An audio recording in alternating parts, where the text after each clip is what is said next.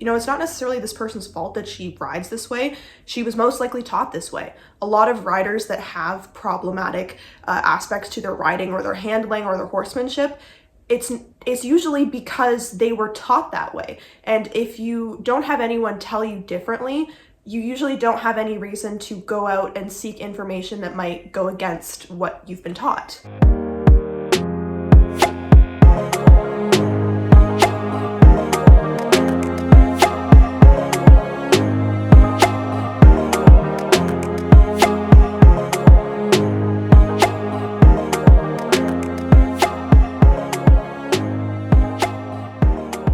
Hello beautiful people, it is I, your favorite YouTuber. At least I hope I am, or at least I hope I'm in the running if you're a returning viewer. If you are not a returning viewer, then hi, I am Kat, and you're in for an interesting video, hopefully. Maybe, we'll see.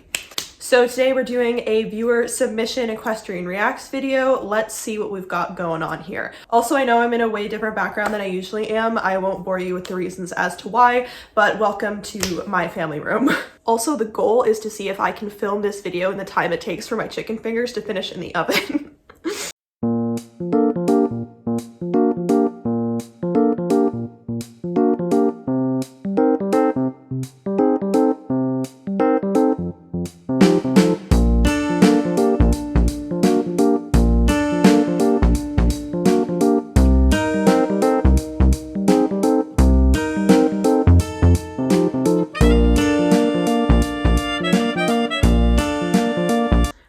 Okay, I need to watch that again because I am so freaking confused about what just happened. I don't understand.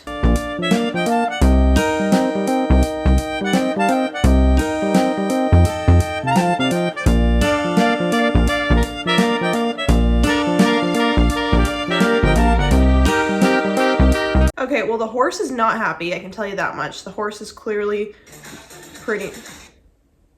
Yeah. I'm gonna try to get a still of this so that I can put it up here. But this horse is very clearly in pain. She's got a very strong elevator bit on right now, like a leverage bit. But I can't even see where her, like, it's so blurry, I can't even see where her reins are. But you can see with this horse, like, the mouth wide open, the nostrils flared, the eyes wide. Everything about this horse's face is saying either I'm scared or I'm in pain. Oh, well, no freaking wonder. She's holding the reins up so high, they're basically in line with his ears.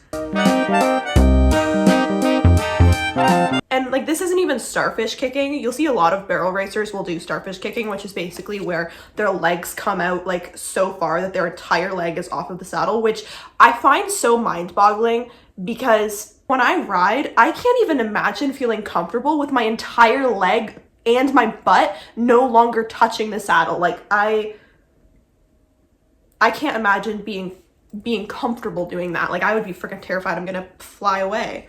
So there's some starfishing happening.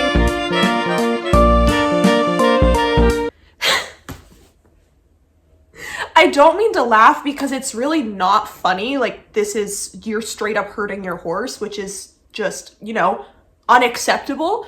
But it's the way that she got that horse around that barrel. Flung her head this way, yanked her rein that way, because her leg's not on, her leg's not touching the side. She's using her rein as her sole way to steer the horse, and that's not how you steer. I've talked about this in my last barrel racing video, and again, I don't hate all barrel racers. Barrel racer is, with my Invisalign in, it's like a freaking tongue twister. Anyways, your steering should be look, then leg, then rein. Your rein is not really for steering unless it's absolutely necessary. Your rein is really for putting your horse into a frame, helping them, you know, your rein is basically like helping frame your horse and get the right bend and that kind of thing. Your rein shouldn't really be your steering unless it's absolutely necessary, and you should not be freaking dragging a horse around a barrel right like that. Again, I'm gonna try to get a still of that right there. Like, that's just crazy. Starfishing. Oh, you patted your horse's neck. Good job. When you're yanking a horse around a barrel like this by their face, it does hurt. Okay? It does hurt. And if you tell yourself otherwise, you're just kidding yourself. You're trying to make yourself feel better about the fact that you're hurting your animal. You know, it's not necessarily this person's fault that she rides this way. She was most likely taught this way. A lot of riders that have problematic aspects to their riding or their handling or their horsemanship, it's usually because they were taught that way. And if you don't have anyone tell you differently, you usually don't have any reason to go out and seek information that might go against what you've been taught. I mean, for me personally, and I've talked about this a little bit, but I haven't gone too in depth into it, I was taught a lot of problematic things. I rode for a few years when I was really little, and then I had to stop because I was allergic to horses. And then I outgrew the allergy, went back into riding, and I had a new teacher, a new mentor, and she taught me a lot of things that I now know to be abusive or ineffective. And at the time, I had no reason to question it. So I was taught if a horse bites, you grab their tongue. I didn't know any better. I was 14 years old, so I did it. Then I realized it didn't work and it didn't make sense to me. Then I met a friend who came to the barn and she told me, yeah, this isn't how it is everywhere.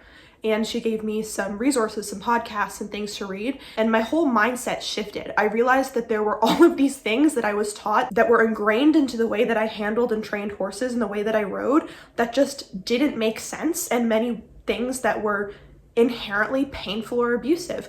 And after many years of, unpacking all of that and learning to be better, and many mental breakdowns about all the horses that I hurt, I have come to the point where I don't hold it against myself for doing those things because it's the way I was taught when I was a kid.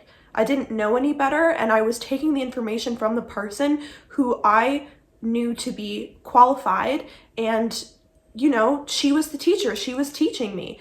And it's not my fault that as a kid, I did what my teacher told me to do. And I don't come from a horsey family. My parents aren't horse people, so I didn't have anyone in my family life who could tell me any differently. And the only horse friends I had were from the same barn. So when I see someone like this who rides this way, and she seems to be a fairly young woman, again, it's kind of blurry, so it's hard to tell.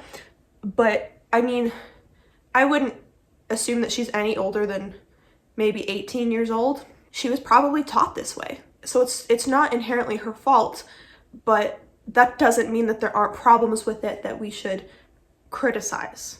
You know what I mean? Like, I'm not going to say that she's a horrible person because this 15-second video is all I know about her, right? Like, I don't know how long she's been riding. I don't know who taught her. I don't know why she rides the way that she does. So I'm not going to say that she's an awful person, but I'm going to say that some of the practices here are kind of awful. It's the big dance at the beginning that really gets me. Because I wish that we had like 10 seconds of footage from before this video starts, because I want to know what the horse first looked like when I walked into the pen. Because it looks like she goes to get him to turn. Let me see here. Sorry, I'm going to get out of frame. I'm going to like zoom. Try to look in really close here. I probably should wear my glasses, but oh well. When you start off, the horse, he's got his tail raised. He's got his ears not back to the point where it's like, okay, I'm in pain. But his eyes don't look good. His nostrils don't look good. Pulls him over to the side. Immediately not happy. Yanking him by his mouth.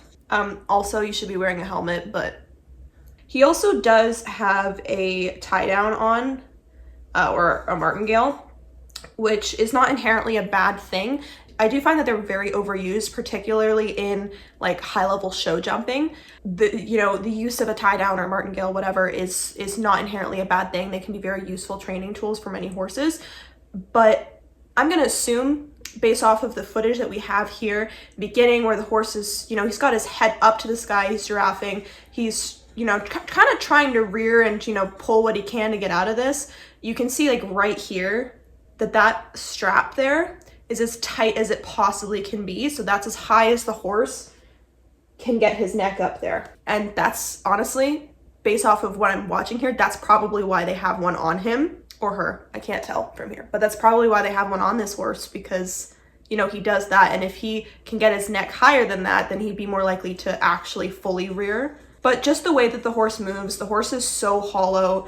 There's no muscle in his neck. He's being yanked around by his face. He's very clearly in pain. Overall, this horse is not happy. This horse is in pain. And I don't want to just be a bully online being like, you're a bad rider, because everyone learns from somewhere. But if you can't sit a canter well, then you shouldn't be galloping a horse around barrels. That's my thing. It's not about like, oh, you're not able to canter yet, or you can't jump this height. Cause like even right now, I'm riding a new horse who I cantered for the first time yesterday. Like not that I haven't cantered before, but I cantered this horse for the first time yesterday. And I went the first way and I was like, not the best canter in the world, but when you canter a new horse, it's a new gait, whatever. I tried to do a full seat, but she was a bit bouncy. So I was like, okay, I'm just gonna do a half seat for right now. But it was okay. I felt balanced. And then I went to go the other way and I went, what the hell? What happened? I like my foot, I was like, why is my heel not down? Like the stirrup was like right up against my heel. My leg, where the hell did my leg go?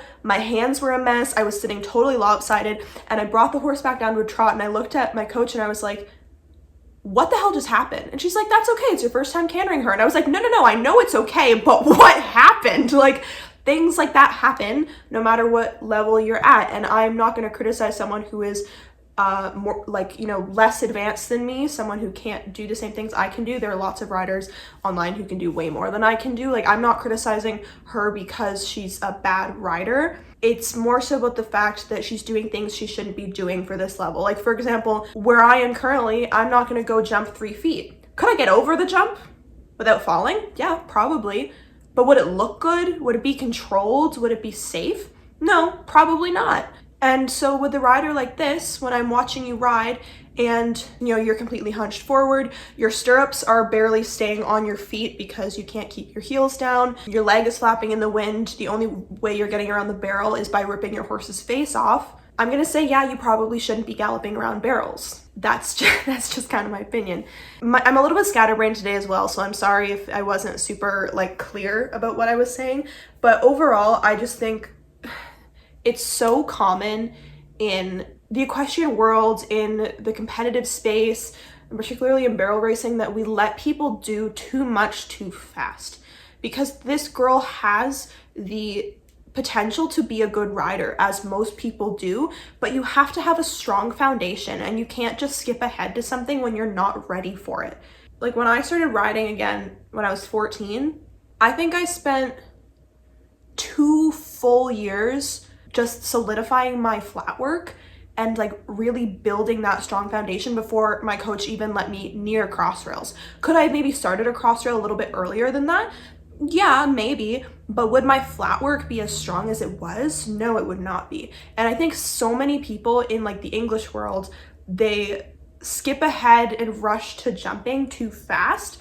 It's so common to see people who are going over jumps that shouldn't be. And it's not that I'm saying like, oh, you shouldn't be jumping, you shouldn't be jumping, you shouldn't be jumping, but it's particularly, we see it with kids. I find that everyone wants to jump because it's fun, right? But you might not necessarily be ready for it. And I think so many people would benefit from really sticking with good, solid flat work for a long time. And so like in the Western world, like for this rider, I would love to see her go back to basic flat work of walk, trot, have good position, have a good seat, have really quiet, gentle hands, learn how to steer off of your seat and your leg, and then realize, okay, the rein is secondary. And then once that's really, really solid, then okay, we'll add in some canter and we're really gonna work on circling. We're gonna work on getting a good, strong, a good, strong inside bend, getting this horse circling. And then once that's solid, then you can go back to the barrels, start them at a trot, then do them at a canter, and then you can do them at a gallop when you're ready.